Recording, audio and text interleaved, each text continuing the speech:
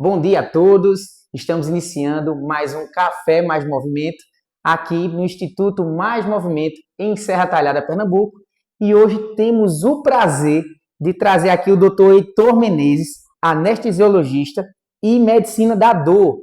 E hoje ele vai falar para vocês, como é o trabalho dele, quais intervenções ele pode realizar e para quais pacientes, está indicado. Então fica ligado que vai ser muito legal.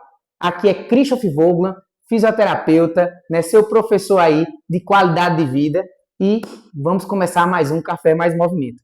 Doutor, bom dia, é um prazer o senhor estar aqui, tá certo? Muito obrigado, Christoph. Um prazer imenso estar aqui, uma satisfação muito grande, Estar prestigiando vocês e muito obrigado pelo convite. A nossa primeira pergunta, para quem não lhe conhece, o que exatamente faz um médico especialista em dor? A gente trabalha com pacientes que têm dores crônicas. Para quem não sabe o que é dor crônica, é aquela dorzinha, dona Maria, que está persistindo por mais de 3 meses.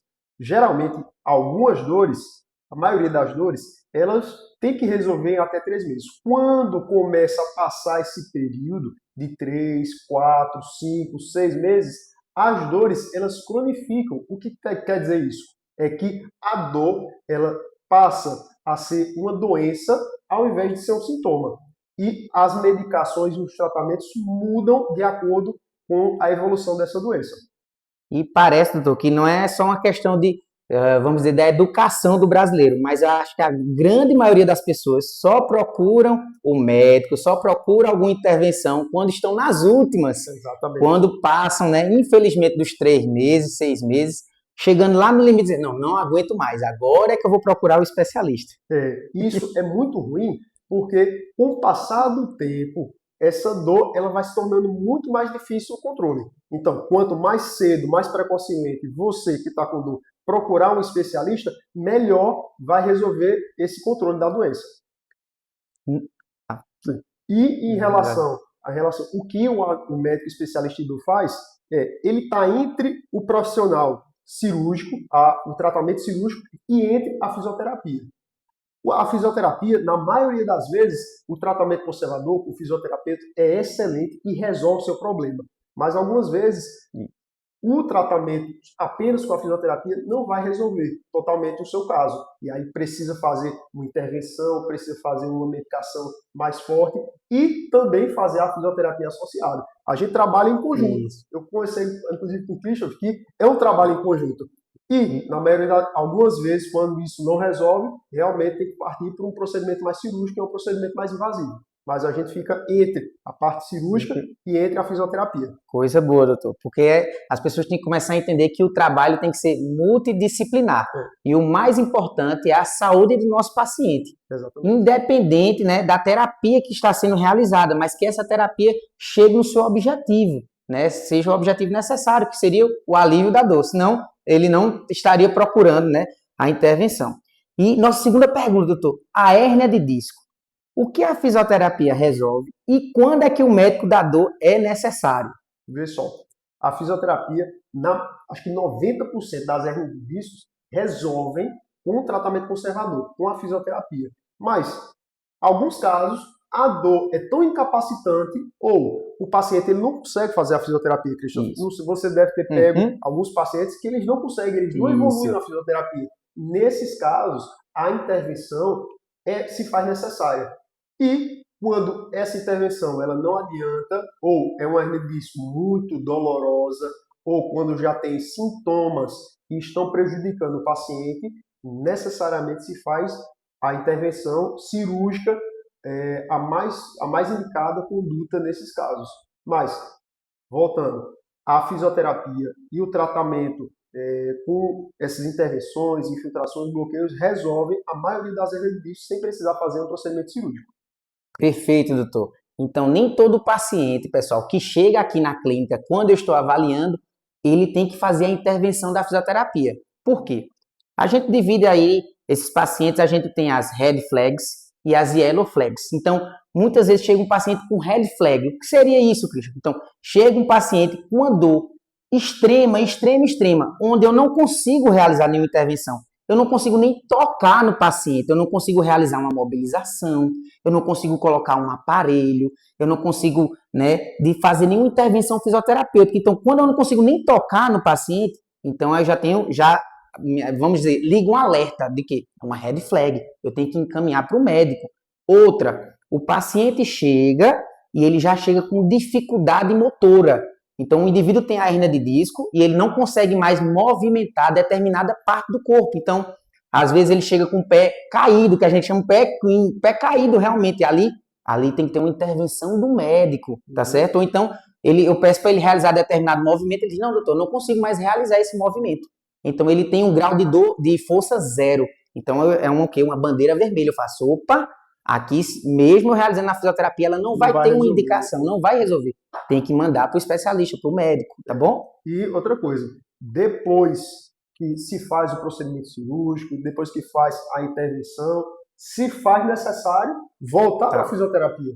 Uma coisa não exclui a outra. Você vai fazer o tratamento cirúrgico, vai fazer a intervenção e depois vai mandar para o Dr. Christopher, vai retornar para o Dr. Christopher para ele realizar a fisioterapia para que essa melhora da sua dor se perdure por mais tempo.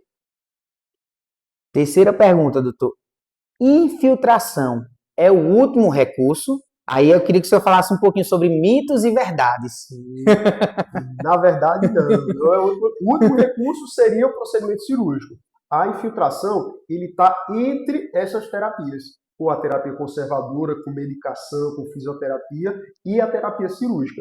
A infiltração é um procedimento simples. Você coloca uma agulhinha, certo? Uma agulhinha fina, no espaço. É tudo feito com anestesia, algumas vezes com sedação. Algumas vezes se faz no consultório, outras vezes se faz no hospital, mas não precisa internamento, ficar muito tempo no hospital. No mesmo dia você vai embora, a gente coloca uma agulhinha no espaço onde está doendo e coloca uma medicação. Pode ser medicação, pode utilizar também tecnologia como a radiofrequência, que eu falei para o Dr. Christopher, que a radiofrequência é uma agulhinha especial que vai desligar esse estímulo onde está doendo aí na sua coluna, ou no seu joelho, ou no seu ombro. Vai desligar esse nervo para que doa menos. E a gente também pode utilizar a medicina regenerativa, que a gente trabalha com produtos do próprio paciente, ou tirando sangue da veia do paciente, ou sangue do ossinho do quadril, ou até uma pequena parte da gordura, prepara esse material e coloca no local onde está doendo para que o tecido comece a regenerar. Isso é medicina regenerativa, para que você evite uma cirurgia. Muito legal. Quarta pergunta, doutor. Dor crônica. Por que alguns pacientes não melhoram? A dor crônica, ela é muito fatorial. Quando você trata o paciente com dor, não necessariamente você tem que tratar somente a dor. Mas você tem que tratar o sono do paciente, você tem que tratar o humor do paciente, você tem que tratar a dor do paciente, o intestino do paciente, ou seja, se qualquer fator desse estiver desregulado, o paciente não vai melhorar. Ou seja, a família é muito importante, ter o acompanhamento também, ter essa cumplicidade com o paciente, entender que o paciente tem dor crônica. Sem essa cumplicidade com a família, sem esse apoio muito profissional, com o profissional fisioterapeuta, com o psicólogo, com o médico, o paciente não vai resolver. Então, é um conjunto de fatores que atrapalham a resolução, o controle dessas dores.